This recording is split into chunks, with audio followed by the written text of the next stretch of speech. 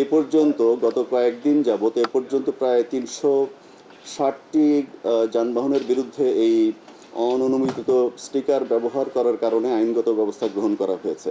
অননুমোদিত sticker যারা ব্যবহার করছে সেই সকল যানবাহনের বিরুদ্ধে আইনগত ব্যবস্থা গ্রহণ করা হচ্ছে। আজকে আপনাদের সামনে এই বিষয়টি অবতারণা করার মূল উদ্দেশ্য হচ্ছে জনসচেতনতা তৈরি করা।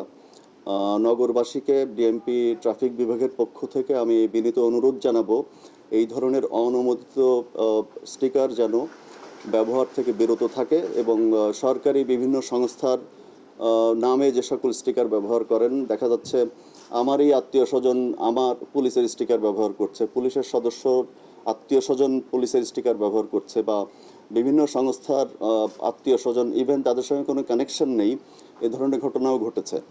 তো আমি বিনীতভাবে আবারও আবেদন জানাচ্ছি যে এই ধরনের স্টিকার ব্যবহার থেকে বিরত থাকার জন্য এবং এ পর্যন্ত গত কয়েকদিন যাবৎ এ পর্যন্ত প্রায় ৩৬০টি যানবাহনের বিরুদ্ধে এই অননুমোদিত স্টিকার ব্যবহার করার কারণে আইনগত ব্যবস্থা গ্রহণ করা হয়েছে।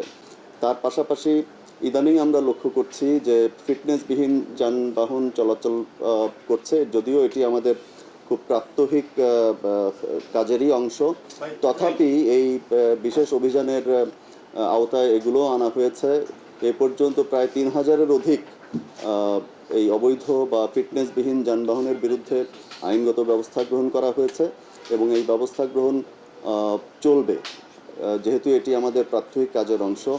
পাশাপাশি আমরা বেশ প্রায় ২,০০০-এর অধিক অবৈধ মেয়াদ উত্তীর্ণ যানবাহন আমরা ডাম্পিং করেছি মাত্র গত কয়েকদিনে এবং এই পুরো প্রক্রিয়াটি চলমান রয়েছে।